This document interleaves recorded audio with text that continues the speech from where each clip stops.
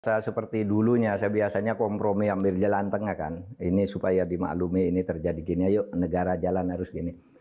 Oke. Ini rupanya Pak, Mainnya. secara politik ya, Pak Mulyono itu semakin parah mainnya. Pak Jokowi maksudnya kan? Iya. Kenapa? Kok kemudian main lagi di Mahkamah Agung? Wah. Tapi ini confirm Pak ya, bahwa itu semua desain dari... Iya diyakini secara politik. Diyakini secara politik. Iya kan? Gimana caranya seorang hakim agung memutus sesuatu yang menurut undang-undang hanya boleh dibatalkan oleh Mahkamah Konstitusi. Lalu menjadi konform bahwa salah keputusan Mahkamah Agung ini ketika MK memutus bahwa itu bukan urusan Anda. Ini udah benar nih undang-undang, kan menjadi konform. Bahwa itu ada permainan. Nah, siapa yang main lalu itu analisis politik kan. Betul. Dia bisa nunjuk orang begitu, tapi analisis politik itu memungkinkan karena yang paling berkepentingan di situ memang keluarga Pak Jokowi. Bahkan si Kaisang bilang, "Oh, saya siap calon." Kan gitu kan? Bahkan sebelum diberitakan pergi ke dengan apa namanya private jet ke Amerika, itu kan dia masih mau deklarasi di Jawa Tengah. Di Jawa Tengah kan? Siap deklarasi. Assalamualaikum warahmatullahi wabarakatuh. Kembali lagi di channel Gambas LJ. Kali ini kita akan menyimak dua tokoh kita, Pak Mahfud MD dan juga Pak Akbar Faisales. Ini sangat dua tokoh sangat keren-keren. Ini membahas tentang Pak bisa diusut secara hukum karena dirasa Pak Jokowi ini semakin parah untuk menego hukum kayaknya guys. Oke, langsung saja kita simak guys. Saya kurang tahu guys. Nah, sebelum itu lagi dia sudah menyatakan saya siap menjadi calon baik melawan Ridwan Kamil maupun melawan Anies untuk Jakarta. Oh, masih ada tuh rekamannya semua. Artinya dia yang berkepentingan dengan itu semua. Nah, maka saya bilang, waduh, ini sudah parah. Sehingga saya meningkatkan tensi saya. Saya ini harus lebih belak-belakan bahwa ini permainan. Ya, permainan yang sudah menjadi pergunjingan orang, tapi pura-pura tidak dengar kan? Ya, karena belakangan Pak orang melihat kok Prof Mahfud begitu sekarang ya. Dulu termasuk orang yang selalu mengapresiasi Pak Jokowi begini-begini, tapi kok apa karena dia kalah pilpres bukan karena itu ya? Buat Anda semata-mata kan saya meyakinkan dulu publik, saya menerima kekalahan ini. Begitu divonis, saya menerima kekalahan ini. Kemana-mana saya bilang, sudah Pak Prabowo menang, Gibran, sudah gitu kan. Itu untuk meyakinkan publik dulu bahwa secara hukum saya sudah oke. Tapi sekarang sebagai warga negara, saya melihat kok seperti ini nih. Mainnya rusak bener nih orang-orang gitu ya. Sehingga lalu saya semakin keras. Kalau saya kan gampang dalilnya ya. Ya Mas Akbar ya, kalau kata Nabi itu kalau engkau mar'a minkum mungkaron falyughayyir biyadih. Kalau kamu melihat kemungkaran, betulkan dia dengan kekuasaanmu. Kalau kamu sudah tidak punya kekuasaan, betulkan dia dengan lisanmu. Lalu kalau kamu sudah tidak berani dengan lisan, maka berdoalah kamu agar orang itu dicegah oleh Allah. Itulah yang paling rendah doa itu ya. Nah saya ini ambil yang kedua ini, saya lisan. Lisan pakai nada netral, nggak didengar, keras saja sekalian. Iya kan? Iya. Keras saja sekalian. Iya. Kan saya nothing tulus kan? Saya ilan apa? Saya lawan. Ini untuk masyarakat gitu. Saya sudah nyatakan saya sudah kalah gitu. Kita terima itu, Bro. Maka kemudian mari kita bawa semua problematika ini di mana kita mengikutkan seluruh masa depan bangsa ini. Apa yang saya maksud? Kita sudah harus memulai sebuah karakter kekuasaan di mana ada langkah, ada tingkah, ada tanggung jawab. Ya. Kalau terus-menerus kita memberikan permakluman atas sebuah kesalahan yang tadi Pak Prof katakan sudah sangat jauh, maka saya tidak yakin kita akan kemana-mana. Apa yang saya maksud adalah, oke, ada banyak kesalahan, kita bisa temukan di berbagai tempat, kita bisa bicarakan. Pak Prof di podcast yang baru saja ini dibikin tapi sudah tembus 100.000, itu sudah luar biasa ya. Oke. Tapi kan tidak mungkin ini hanya tanggung jawab satu orang, yang memang presiden. Yang saya maksud adalah seharusnya ada banyak orang yang kita mintai pertanggungjawaban. Tidak untuk membalaskan dendam. Kekuasaan dan atau negara tidak boleh bicara tentang dendam. tapi ada pertanggungjawaban agar kemudian karakter kita sebagai sebuah bangsa itu menjadi elegan. Pertanyaannya adalah, apakah tidak berlebihan kalau kita hanya bicara tentang satu figur bernama presiden, dalam hal ini Pak Jokowi? Iya, tanggung jawab utama pada dia. Karena yang lain ini kan menggunakan dia kan, atau dia menggunakan orang lain. Memang tanggung jawab utama pada Pak Jokowi. Tetapi sebenarnya orang-orang lain yang terlibat dalam kasus-kasus konkret, ya, pelanggaran-pelanggaran yang sifatnya konkret menjadi kasus, itu sebenarnya banyak yang bisa diungkap. Asal Pak Jokowinya dulu kan jelas nih tanggung jawabnya apa, kebetulan yang dilakukan oleh menteri ini apa, yang ini apa, yang ini apa, itu banyak sekali. Banyak sekali. Yang masuk, yang sudah dibicarakan publik banyak, yang masuk ke saya juga banyak. Oh, banyak. Iya, banyak. Tapi kan saya tidak pro justisia. Oke. Saya tidak boleh memeriksa apa benar apa tidak kan. Itu salurkan ke polisi, salurkan kejaksaan. Nggak jalan ya. Kita fungsinya koordinasi, dan memang kejaksaan, kepolisian di samping pertimbangan politik kasusnya banyak sekali kan, dan ini menyangkut orang-orang yang gede lah gitu ya. Oleh sebab itu menurut saya, karena begini, penegakan hukum itu sebenarnya tergantung pada political will seorang presiden. Oke. Itu kuncinya. Kalau presiden, saya tidak melihat Pak Jokowi punya political will selama ini. Karena laporan-laporan sudah sering masuk, bahkan saya pernah laporan sendiri tentang beberapa kasus bersama Pak Luhut pula saya lapor. Iya nanti dia tidak jalan juga. Ketika Pak Mahfud menjadi Menko Polhukam. Iya, saya pernah bersama Pak Luhut menghadap presiden. Ini Pak, ini, iya, gitu aja, tidak jalan juga, gitu. Nah, itu yang saya katakan ada political will.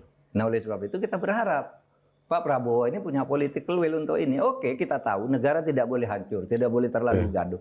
Ada yang diseleksi dulu agar ke depannya itu orang tidak seenaknya menjadi pemerintah, menjadi menteri. Ini seleksi aja gitu, tanpa juga mengganggu apa namanya modal politiknya Pak Prabowo. Dia sebagai presiden bisa mengarahkan ini political will saya, sikat gitu. Apalagi dia bilang mau menyediakan dana besar-besaran kan untuk pemberantasan korupsi, gitu kan? Orang lari ke koruptor, yang lari ke lubang semut pun saya kejar kan begitu. Ya nggak usah ke lubang semut, ada semua rumahnya bisa dicari gitu. Yang terjadi sekarang ini. Kalau enggak gitu, kalau kompromi lagi dengan apa namanya permisif lah ya. Permisif sih masih mending. Kalau menurut saya bukan hanya permisif ya. Terkadang kalau didorong lalu disandera gitu kan tidak boleh itu. Iya. Kalau permisif itu mungkin ya sudah lah. Gitu. Soal political will yang disampaikan tadi itu mirip dengan apa yang disampaikan oleh Wakil Ketua KPK kemarin. Alex Marwata mengatakan bahwa jangan berharap akan ada perbaikan dalam pemberantasan korupsi atau berharap terlalu banyak kepada KPK kalau tidak ada political will dari Presiden. Ya. Di sisi mana yang selama ini? Itu kan maknanya bahwa selama ini tidak ada atau tidak cukup political will dari Presiden. Di mana itu? Sebenarnya kalau political will Presiden terhadap KPK itu gampang. Biarkan aja KPK bekerja. Nggak usah diganggu, itu aja. Nggak usah dibantu lah, tapi jangan diganggu. Itu banyak akan produktif KPK. Selama ini perasaan kita ini dilaporkan KPK, ya kadang-kala isu-isunya dan isu itu juga dikatakan oleh orang KPK sendiri kan, saya dipanggil ke istana lah, saya di mana ini kan sudah orang KPK sendiri. Ya, bahkan mantan ketua KPK di tempat saya, Pak Agus Raharjo, itu bercerita bahwa dia bahkan sampai dibentak dan dipukulin meja untuk sebuah kasus dulu gitu. Waktu dia sebagai ketua KPK. Baru satu. Artinya terkonfirmasi cerita ini. Iya. Jadi KPK itu harusnya didorong, malah saya berharap presiden yang akan datang ini Pak Prabowo menganggap KPK itu teman dia, tangannya dia untuk menegakkan hukum gitu agar dia enak bekerja, mengatur negara ini gitu. Nah, selama ini saya merasa KPK tidak dibantu juga. Malah kok masuk ke situ. Saya dulu kan agak protes juga. Kenapa sih KPK itu kok diundang ke sidang kabinet untuk apa? Kan ada di luar kabinet dia. Oh, kalau karena penting ini penegakan hukum. Rumpun eksekutif, bukan karena itu. Bagian dari. Itu salah. Begini, KPK itu tidak termasuk masuk ke dalam rumpun eksekutif karena dia bukan legislatif dan bukan yudikatif. Terus di mana sih kalau di Periat Politika? Pasti dia di rumpun eksekutif. Tapi rumpun eksekutif itu sendiri ada yang independen dari presiden, dari kabinet, banyak. KPU misalnya, kan tidak pernah diundang rapat KPU. Diundang untuk rapat konsultasi tapi bukan rapat kabinet. Komnas HAM tidak pernah diundang juga. Harus kirim surat untuk konsultasi, itu pun jadwalnya kadang-kala molor, nggak jelas gitu. Kenapa kalau KPK lalu punya jadwal hadir sidang paripurna gitu? Maksudnya biar saling mendengar. Kalau saling mendengar undang semua dong. Yang setara dengan KPK itu kan banyak gitu. Kenapa yang lain tidak? Kan sama-sama masuk rumpun eksekutif gitu. Nah, itu yang dulu saya bilang, kenapa sih KPK kok diundang? Atau itu mungkin zaman dulu enggak pernah. bentuk penguasaan halus presiden kepada KPK ya? Itulah sebabnya gitu. Nah, tentu KPK-nya sendiri ya juga memang mungkin ada ketersandraan atau apa. Iya. Coba ya, karena bayangkan yang sekarang nih, saat kita bicara ini. Kan agak lucu ya. Ketua KPK siapa? Nawawi Pamulango. Kemudian Alexander Marwata bilang bahwa Kaisang itu harusnya dipanggil. Betul. Iya kan? Untuk klarifikasi. Tapi dibantah oleh seorang jubir. Jubir nggak bisa katanya. Masa jubir bantah atasannya? Harusnya jubir bilang atasannya, lalu atasannya yang meralat, kan gitu. Ini kan berarti sudah ada kendali dari luar. Iya kan? Nah, sehingga KPK jadi maju mundur sekarang jubir memanggil tidak panggil mundurnya bukan maju mundur. Mundur subversif. Pada akhirnya KPK juga menyesuaikan dengan cuaca yang ada di luar gitu. Cuaca yang ada pasti anak ini dikendalikan orang, pasti gitu kesimpulan orang lah ya. Bagaimana seorang jubir yang itu ya jauh dari atas, ada jubir, ada sekjen, ya kan? Kemudian ada deputi, ada subdeputi, lalu jubir di bawah ini membatalkan ke sini coba. Nggak masuk di akal saya. Organisasi macam apa kalau tidak bermasalah? Gitu. Baru kemarin bilang mau manggil, sekarang nggak bisa. Katanya. Bilang gitu. Itu sudah diserahkan ke bagian apa namanya dalam pusat. Pada saat Pak Mahfud sebagai Menko Polhukam itu untuk kasus KPK ya. Pernahkah terjadi sebuah peristiwa atau sebuah kasus di mana kemudian Pak Mahfud tak tahu menahu pada sebuah peristiwa besar di KPK, tapi ternyata ada sesuatu terjadi. Pernahkah terjadi itu, ada informasi bahwa itu karena ada tentakel dari istana sampai ke sana? Oh enggak. Kita melihatnya itu sama aja dengan masyarakat awam. Kok begitu sih gitu. Tapi kalau yang ke saya itu yang justru memperlancar. Ya, misalnya yang memperlancar itu yang kasus gubernur Papua. Lukas NMB. Itu kan sulit sekali ditangkap lah gitu. KPK kesulitan gitu. Ya akhirnya saya turun koordinasi kan untuk menjelaskan ini saja korupsinya harus ditangkap dan sebagainya. Masih macam-macam malah kita mau digugat segala. Akhirnya kita kerja sama-sama ya ketangkap gitu.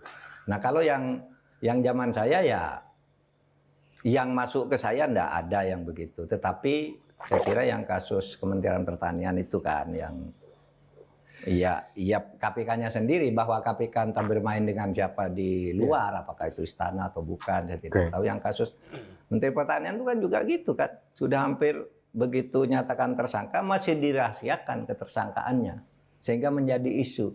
Nah itu muncul kasus ketersangkaan, tiba-tiba ada berita Syahrul Yassin Limpo Menteri Pertanian lah tidak pulang, tidak diketahui kemana.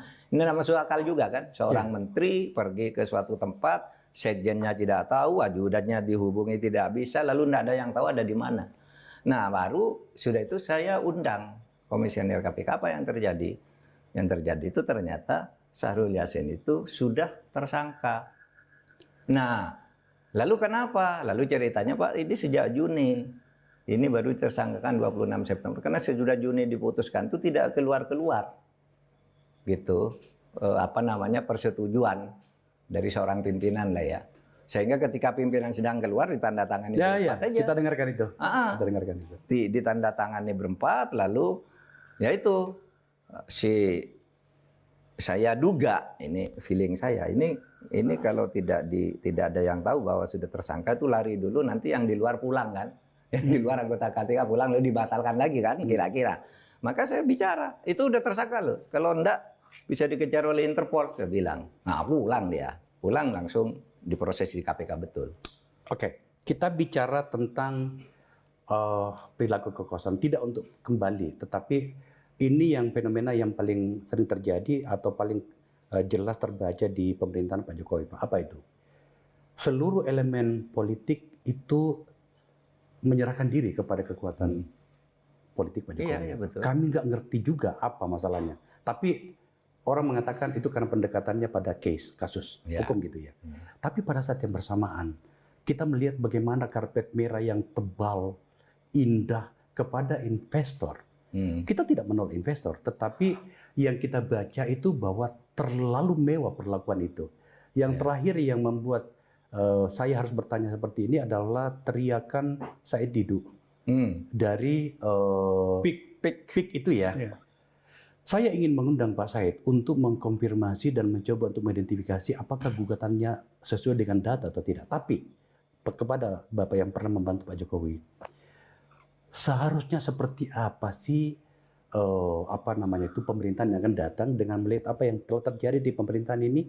Apakah harus meneruskan kebijakan seperti ini atau tidak, Pak? Menurut saya enggak sih, teoritis juga tidak harus meneruskan. Bahwa mau meneruskan itu baik, cuma itu harus ada perbaikan-perbaikan. Itu kan gunanya ada pemerintah baru kan itu untuk mengevaluasi yang kemarin yang perlu diteruskan mana, yang perlu di stop mana, kan harus itu. Dan seperti perlakuan terhadap investor yang berlebihan itu, yang ternyata juga tidak banyak kan hasilnya, ya yang resmi ya. Seperti katanya waktu dulu kan IKN itu udah punya 50 triliun. Ternyata beberapa bulan kemudian nggak ada satupun. Bukan tidak ada satupun ya yang katanya dari luar negeri 50 triliun. Dan ini dipertanggungjawabkan tuh. Sekarang ketika mengatakan dulu bilang ada kok sekarang tidak ada pertanggungjawaban moral sama sekali. Oh iya dulu minta maaf karena gini-gini kelirunya gitu. Lalu dibiarkan lewat begitu saja. Hal-hal yang dijanjikan menjadi tidak ada, tidak terpenuhi, tapi lewat begitu aja, tidak dipertanggungjawabkan, dibuat dengan isu-isu baru lagi yang bergelombang. Nah kalau pertanyaannya tadi, apakah harus meneruskan? Tidak, menurut saya. Tidak. Bahwa Pak Prabowo sekarang secara etis, menurut saya mengatakan ya kita lanjutkan, Tapi melanjutkan itu kan harus dengan evaluasi. Pasti akan melakukan itu dia. Saya kira tidak mau ambil risiko lalu membabi buta dilanjutkan itu, pastilah dilanjutkan. Apalagi kalau misalnya menyangkut IKN, itu kan sudah ada undang-undang. Ya lanjutkan saja gitu. Dan udah jauh dari target semua kan IKN. Pertama investornya tidak ada, rakyatnya tidak ada. Iya kan, tidak ada rakyatnya kan di sana, di kota, di ibu kota. Dulu kan waktu saya di sana udah janji semua. 4 Menko itu akan pindah bulan Juni. Ini udah bulan September nggak ada Menko yang pindah ke sana. Terus mau hidup di mana? Di sebuah kota katanya ibu kota, tapi rakyatnya nggak ada. Masa kota hanya ada pejabat nggak ada rakyat? Kan susah juga kan? Nggak jalan kan sampai sekarang. Sehingga nggak mungkin juga dalam setahun, kalau saya ya meyakini setahun, 2 tahun atau 3 tahun ke depan nggak bisa itu ditempati ibu kota itu, IKN itu. Ya dilanjutkan aja pelan-pelan kan nggak apa-apa. Pelan-pelan. Udah tahu ya? Ya, sorry saya potong Pak, soal meneruskan atau tidak pertanyaan Pak Mas Akbar tadi. Saya ingin agak fair melihat, karena kan Pak Jokowi itu kan 10 tahun kan pemerintah ya. Dan kita lihat selama 9 tahun kan baik-baik saja. Bahkan kita Akbar ini kan timnya Pak Jokowi dulu. Oh iya dulu. Ya, saya ingin agak fair gitu. Tim mana ya, rumah transisi yang paling menonjol kan ini. Setiap hari ya dia ngomongkan. Iya, Jokowisman ini Pak, Pak Mas Akbar ini. Maksud saya gini, kita mau fair melihat. 9 tahun itu kan sebenarnya banyak yang bisa dihasilkan. Tapi seakan-akan itu hilang.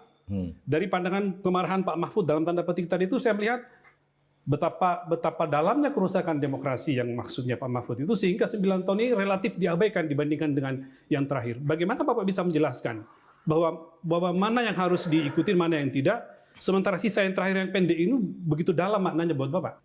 Jadi begini, kita tentu tidak boleh menghilangkan jasa Pak Jokowi yang dulu di awal dibangun bersama-sama oleh Mas Faisal dan kawan-kawan lah. Ada Hasto, Faisal, Anies juga ikut ya di situ. Mas Andi Wijayanto semua ya. Wijayanto itu hasilnya kan bagus ya. Betul.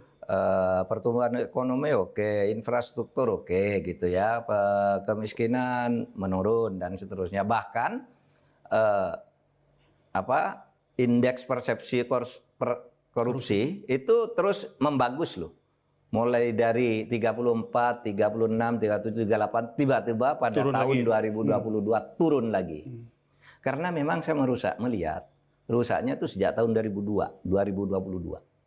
Jadi sebelum itu kan saya selalu mengatakan ini bagus-bagus saja gitu, ekonomi oke, infrastruktur oke gitu kan. Sehingga kita harus hargai itu. Berbagai hal sudah dicapai itu harus dihargai. Tapi sejak tahun 2022 itu kemudian yang dirusak demokrasi.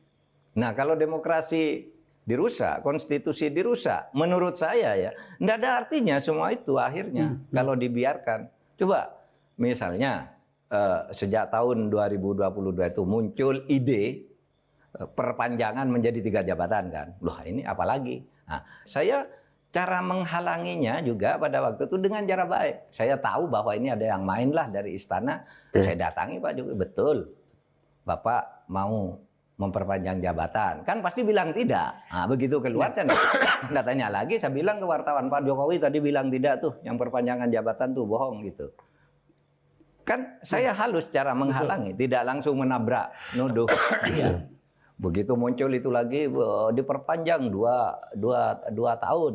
Saya bilang, enggak tuh Pak Jokowi, Pak Presiden sudah nunjuk saya dan Bu Sri Mulyani dan Pak Tito untuk menyiapkan Pak Bu Sri Mulyani anggaran, Pak Tito politiknya, peraturan-peraturannya, Pak Mahfud kondisitas politiknya, BIN keamanannya gitu. Udah nyuruh tuh jalan, batal lagi kan. Nah tapi ini lama-lama makin merusak ini, ya kan? Sesudah tidak jadi 2 tahun, kemudian tentu tidak dikatakan sendiri oleh Pak Jokowi, oleh orang-orang yang bekerja untuk dia. Sekarang Gibran kan gitu kan. Secara politik orang tahu bahwa itu Pak Jokowi yang mau, yang bicara orang lain, yang bawa ke pengadilan orang lain gitu. Oke, itu terus jalan sehingga pada akhirnya yaitu saya tidak bisa berada pada tempo dengan menjelaskan secara baik, secara halus seperti biasanya. Ini harus keras karena meminjam istilahnya si Deddy Sitorus. Orang kayak gini harus dilawan kayak gini juga katanya. Nggak bisa orang gila kamu lawannya dengan cara waras. Orang gila lawan dengan gila juga. Itulah tempo saya naikkan. Gitu. Ya demi Republik. Sehingga kalau Anda tanya apa, Anda ada jasanya Pak Jokowi banyak. Sampai saya meyakini sampai tahun 2022 itu ya masih oke-oke saja. Artinya kalau pertanyaan Mas Akbar tadi mana yang harus diteruskan, teruskanlah 9 tahun itu, jangan yang 1 tahun ini. Kira-kira gitu ya. Politiknya ya, politik dan konstitusinya. Untuk menambah catatan publik menyangkut dengan catatan-catatan yang luar biasa itu ada satu peristiwa dan saya yakin Pak Prof juga sependapat dengan saya. Apa itu? Kasus Partai Golkar. Partai Golkar ya. Saya tidak bisa membayangkan dengan logika politik saya yang sederhana ini, bagaimana itu bisa dilakukan kepada sebuah partai besar yang baru saja memenangkan seluruh agenda-agenda dan mengawal agenda-agenda presiden untuk kemudian ditebas dengan cara seperti itu. Soal kemudian ternyata tidak cukup besar dan ada respon dari internal Golkar soal itu, tapi kita bacanya karena kita diskusi tentang keadaban politik, kita melihat bagaimana keadaban itu betul-betul itu diinjak ya. Diinjak. Apa catatan Anda menyangkut itu? Ya begitu. Ini sudah menginjak keadaban. Sehingga saya bicaranya harus keras, tidak lagi apa namanya ya orang kan sering dulu ya kalau bicara, kalau Pak Mahfud tuh bicara biasanya enak, menyejukkan, memberi solusi kepada semua pihak. Kali ini tidak bisa. Karena ini sudah membahayakan negara, menghancurkan konstitusi. Bahkan agendanya kan begitu, Mas Faisal ya. Selain Golkar itu kan, ya saya selalu mengatakan Tuhan turun tangan kan. Selain Golkar kan yang mau dicaplok partai lain juga yang mau diganggu. Sudah ada jadwalnya kan. Ini pokoknya sebelum Pak Jokowi turun tuh sudah disebut-sebut PKB. Kemudian partai ini, partai itu, meskipun tidak diganti tapi sudah diatur oleh Pak Jokowi. Lalu semua di bawah Pak Jokowi. Menkumhamnya diganti dulu biar nggak ribut kan gitu kan. Itu semuanya itu mulainya dari Golkar, tetapi terjadi Tuhan turun tangan dengan vonis MK pada tanggal 20, tanggal 22 Bahlil kemudian ngomong salah itu tentang Raja Jawa, Raja Jawa, kemudian tanggal 21 itu rame sehingga tidak jadi lagi Golkar misalnya harus Pak Jokowi Ketua Dewan Pembina, kalau tidak bisa Pak Jokowi nanti Gibran Wakil Ketua Umum, itu kan sudah ada rumor situ. Tapi begitu terjadi itu Tuhan turun tangan, dan jadi semua pada mundur. Termasuk Gerindra kemudian lebih realistis kan. Lalu kemudian Bahlil ngomong Raja Jawa gitu kan. Ya itu pada akhirnya kan, sehingga ada soal Raja Jawa itu lalu menimbulkan dua hal kan. Pertama, orang berpikir loh, kalau begitu bosnya Bahlil tuh Raja Jawa yang kejam, yang tidak boleh dilawan, ngeri kita ini. Di sisi lain, orang Jawa yang sesungguhnya marah, Raja Jawa saja kami tidak seperti itu, katanya. Sebaliknya malah ya. Oh, iya kan, Raja Jawa seperti itu. Timbullah organik kan pada waktu itu, tidak bisa berdaya, habis itu sudah habis. Alhamdulillahirrahmanirrahim. Kita saksikan seksama uraian atau pembahasan atau narasi dari Prof. Mahfud MD dan juga Pak Faisal Akbar Faisal ini kembali. Ini tentang perpolitikan Pak Jokowi yang agaknya di sisa-sisa masa jabatannya sangat riuh, sangat viral, sangat ricuh di atas sana guys, di atas perputaran para pejabat-pejabat guys. Apalagi mau ada pilkada yang Pak Jokowi sedang agaknya menurut politik itu agaknya Jokowi menginginkan anaknya untuk menjadi maksa dan mengatur hukum sedemikian rupa. Oke, simak saja dan juga apa penilaian kalian tulis di kolom komentar. Oke, semoga ini mengedukasi masyarakat, channel Gambas LJ dan juga Nahdlatul Ulama menjadi lebih maju. Wassalamualaikum warahmatullahi wabarakatuh.